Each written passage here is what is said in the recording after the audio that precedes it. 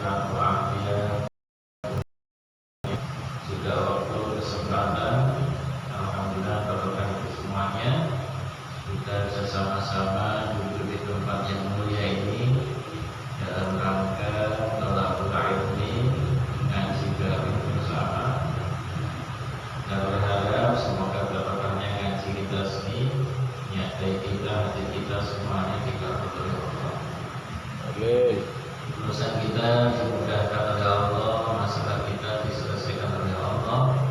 Allah berikan kepada almarhum kita semuanya, mereka semuanya dilapangkan kuburnya, diluaskan kuburnya, dikurangi kuburnya, jadikan kuburnya Allah menjadi ujian, kesalahannya diampuni oleh Allah, ibadahnya, amalnya, semuanya, iman Islamnya diterima oleh Allah Subhanahu wa Ta'ala.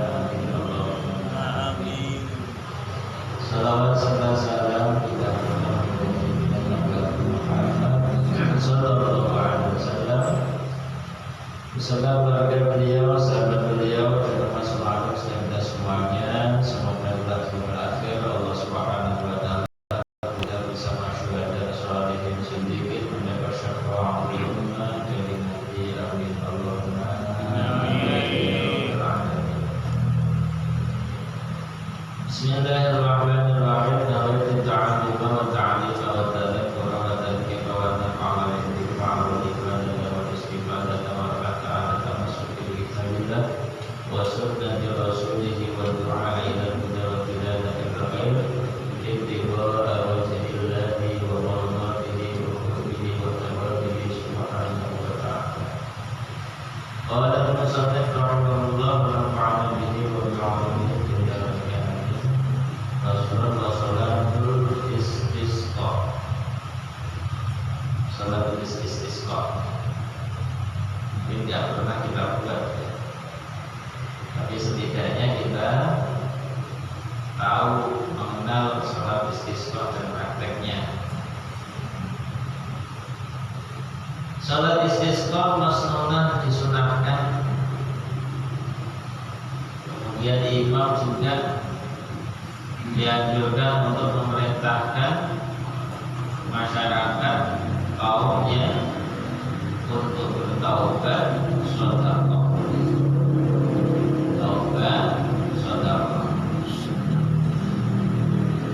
keluar dari hal-hal yang zalim, baik zalim kepada diri sendiri ataukah apalagi kepada orang lain.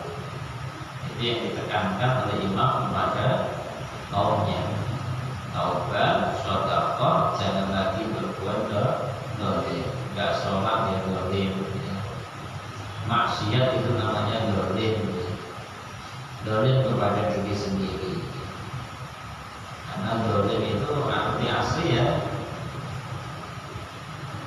menempatkan sesuatu tidak pada tempatnya, menggunakan sesuatu tidak pada semestinya, itu namanya zalim. Sehingga kalau umur dikasih oleh Allah, kesehatan dikasih oleh Allah, tidak digunakan untuk ibadah, ya zalim.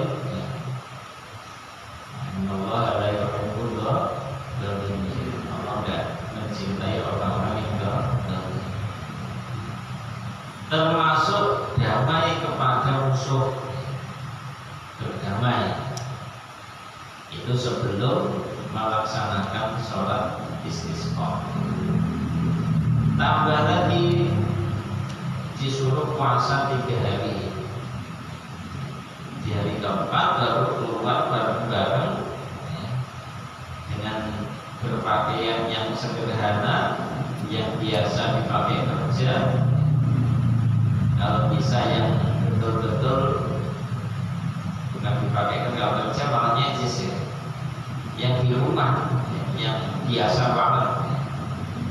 Kemudian dengan penuh ketawaduan merendahkan diri di hadapan Allah, kerjakan sholat istisqa 2 rakaat seperti sholat Id. Ada perbedaan dikit. Jadi istisqa itu sebetulnya kalau diartikan yang mencari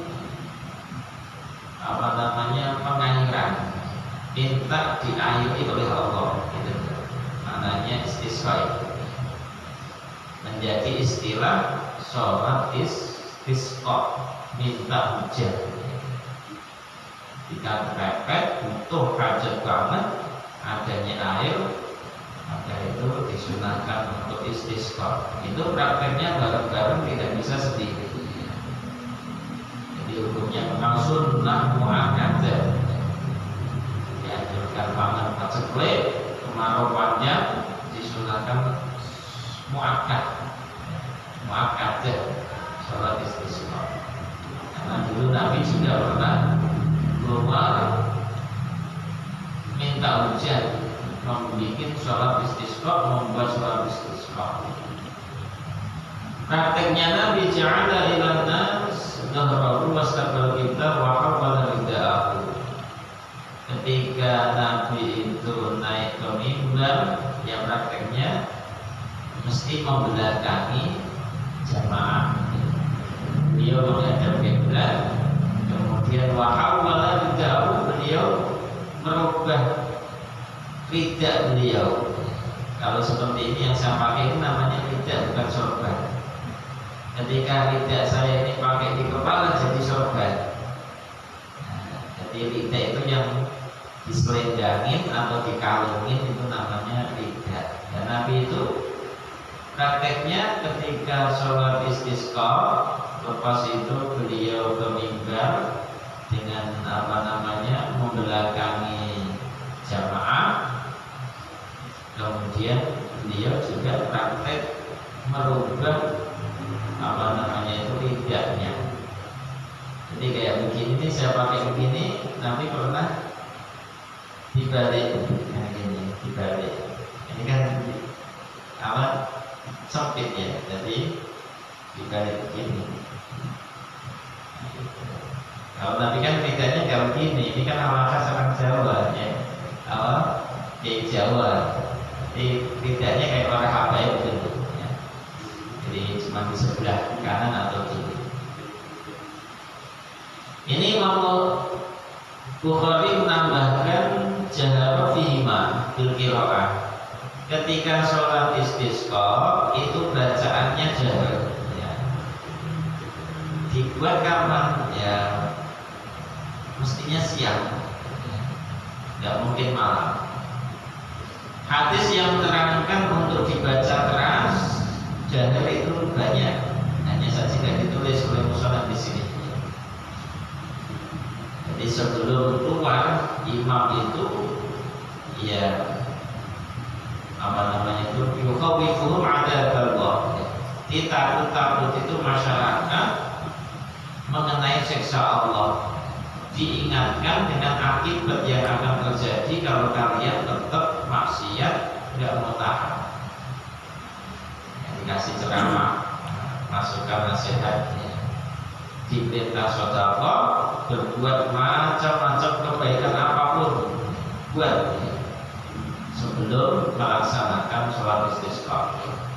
Taubat dari semua perbuatan maksiat, karena semua perbuatan maksiat itu yang menyebabkan terputusnya hujan, bukan karena kemarau panjang kemudian air habis yang di dalam, tidak, tapi karena kemaksiatan yang dibuat oleh manusia menjadikan sumber air diputus oleh Allah. Namanya begitu. Yang di atas sudah tidak diturunkan oleh Allah. Ini karena asbab kemaksiatan.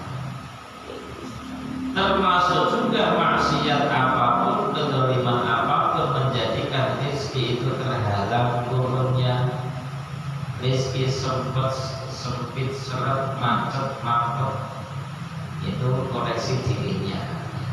Apa maksiat yang dibuat, kezaliman apa yang dibuat, kalau rezeki saya mampet, nggak lancar, bukan karena kerja nggak mau, nggak tekun, nggak getol kerja, tapi itu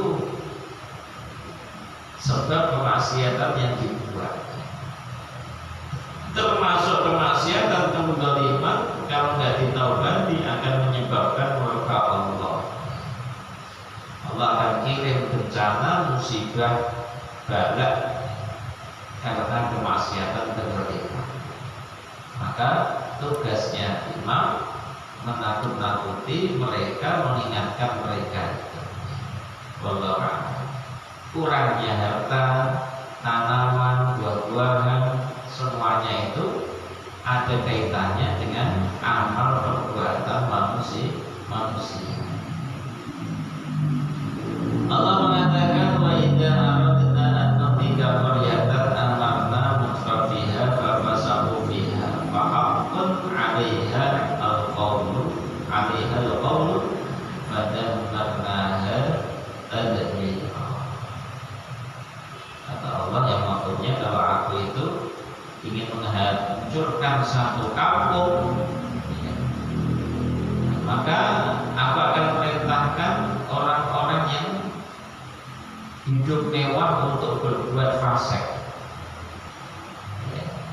di kampung itu. Fahaqqa 'alaiha al-qawlu, sehingga layaklah untuk mendapatkan kampung itu ketentuan Allah. Maknanya balak. Padahal maknanya tadmira. Kalau sudah begitu baru kesempatan Allah, waktunya Allah menghancurkan mereka. Yang kaya gak mau sedekah, kemudian diarahkan oleh Allah untuk berbuat kefasikan di kampung itu, sehingga layak kampung itu untuk dihancurkan oleh Allah. Alhamdulillah. Maka kita buat kebaikan apapun, majelis sholawat, zikir, taklim, itu dalam rangka menangkal kemaksiatan yang dibuat oleh siapapun. Karena satu kebaikan yang dibuat, majelis satu kebaikan itu bisa menangkal 70 kemaksiatan. Nah, walaupun segelintir yang duduk, tapi majelis ini di mata Allah, para malaikat itu luar biasa, karena barokahnya sampai menutup kemaksiatan 70 yang dibuat oleh orang. Imam memerintahkan mereka juga untuk puasa 3 hari berturut-turut, tidak boleh putus. 1, 2, 3, hari keempat itu baru melaksanakan sholat istisqa. Jadi tidak ujuk-ujuk kemudian sholat istisqa besok ya, tapi nggak disuruh puasa dulu, tidak. Jadi tertibnya ada. Selama 3 hari itu buat sedekah, kebaikan apapun dibuat. Jadi hari keempat baru bareng rame-rame ke tengah lapangan adakan sholat istisqa. Itu pun mereka masih dalam keadaan puasa, karena doanya orang yang puasa itu lebih mudah untuk dikabul oleh Allah. 3 hari puasa, hari keempat masih puasa ketika menjalankan sholat istisqa. Habis istisqa malah makan baru-baru kami kurang pantas. Habis sholat istisqa, pokoknya memang harusnya puasa, itu masih dalam keadaan puasa, dengan harapan mudah dikabul oleh Allah ketika doa di waktu istisqa itu. Pakaiannya yang sederhana, jangan yang mewah-mewahnya itu pakai mobil di sana. Ini memang bukan sholat istisqa itu. Ini nggak pantas. Pakaian yang lusuh atau dibahasakan pakaian yang betul-betul dipakai untuk khidmat, untuk bengkel, biasa untuk jalan, untuk kerja pokoknya. Dia pun ada hayat sa'il, sehingga keadaannya itu nampak betul-betul ini hambaku minta hujan kepadaku. Nampakkan butuh banget kepada Allah dengan pakaian yang seperti itu. Sudah diriwayatkan Nabi Dawud alaihissalam, beliau kharaja mutabaddilan mutadharrian hatta musalla. Beliau juga pernah keluar mau istisqa, Nabi Dawud dalam keadaan tawadhu. Mutadharrian juga tadarru', diberi kepada Allah, betul-betul menampakkan hina di hadapan Allah sampai di tempat sholat. tidak pakai wangi-wangian, karena pakai wangi-wangian itu bukan mau istisqa, mau kondangan. Ini mau kondangan, mau istisqa, jadi nggak usah pakai wangi-wangian. Walaupun sebetulnya disunahkan ketika kita mau kumpul-kumpul itu pakai minyak wangi, ya. Tapi ketika istisqa nggak usah. Dan sebenarnya istisqa itu ajak itu orang yang sudah tua-tua banget diajak, ya. Walaupun rentang, nggak bisa jalan, kalau bisa hadir di istisqa. Yang betul udah hilang semangatnya untuk hidup itu diajak. Yang lemah-lemah, yang itu lagi susah banget, ya. Yang kecil juga, anak-anak kecil itu yang masih digendong diajak, karena doa mereka itu juga lebih mudah untuk dikabul juga oleh Allah. Karena yang sudah tua bahkan itu kita dianjurkan untuk minta doa kepada mereka itu. Hati-hati jangan sampai, ya, mengajak orang-orang yang suka risha, ya. Risha itu nyogok, yang suka nyuap-nyuap itu jangan diajak, nggak usah. Termasuk orang-orang fakir yang di pojok-pojok kampung yang mereka biasa makan harta hasil dolim, suka malakin orang kejar diajak, itu malah bikin nggak dikabul doanya. Termasuk yang suka ibadah tapi pakai alat musik, nah, ya itu juga nggak usah diajak kalau nggak tahu kan. Kalau nyoba tidak diajak, tapi selagi masih senang begituan jangan diajak. Sampai suka main suling, ya kan, ataukah lagu-lagu yang bukan sholawat, malah meyakini kalau itu termasuk ibadah, repot, ya. Itu nggak usah diajak. Bukan tambah dekat dengan Allah, malah tambah menjauhkan dari Allah. Bukan tambah dapat cinta dari Allah, malah murka yang dapat. Allah akan disebutnya begitu. Dan ketika imam itu sudah keluar bareng sama rombongan jamaah ahli kampung, sholat dikerjakan 2 rakaat, layaknya sholat Aid, ya. Di takbir pertama itu baca istighfar 7 kali, yang kedua 5 kali. Kalau sholat Aid kan baca takbir 7 kali, yang rakaat kedua 5 kali. Kalau sholat istisqa nggak takbir, yang 7 kali, istighfarnya 7 kali. Nanti baru mulai baca Al-Fatihah. Kemudian bacaannya surah bacaannya dijaharkan, ya Al-Fatihah, ya suratnya dijaharkan. Kalau bisa di rakaat pertama itu baca surat Nuh, karena itu yang pantas dibaca, ya kan, Nabi Nuh. Ceritanya Nabi Nuh kan, ya pernah juga kena paceklik, ya. Pernah juga bukan paceklik, malah kebanjiran bisa. Saking banyaknya air malah banjir bisa. Tapi yang pernah paceklik juga, ya. Makanya pas dibacanya Nuh, surat Nuh, ya. Dia datang hujan yang lebat terus, tapi nggak sampai banjir kayak Nabi Nuh. Wallahu a'lam. Kemudian kalau Imam Syafi'i beliau yuqra'u fi imam wa yuqra'u fil 'aid. Apa yang dibaca di sholat Aid, Sabbi sama Halataka, ya. Di sholat istisqa yang Sabbihis sama Halataka, itu yang disunahkan. Nah, waktunya kayak waktunya sholat Id, ya.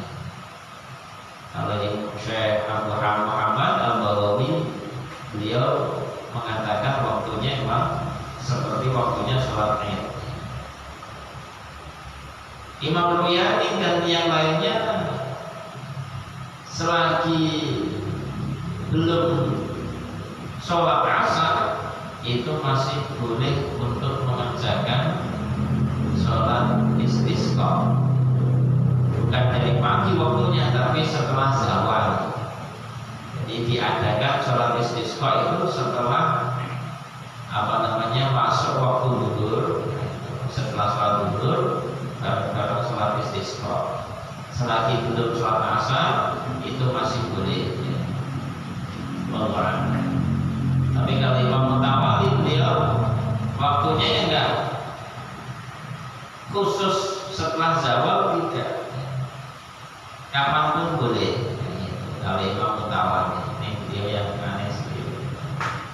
Wallahu a'lam. Yang jelas setelah zawal sebelum sholat asar itu waktunya. Setelah sholat imam khutbah 2 kali. Khutbah 2 kali. Jumat juga khutbahnya 2 kali. Di tengah-tengah khutbah imam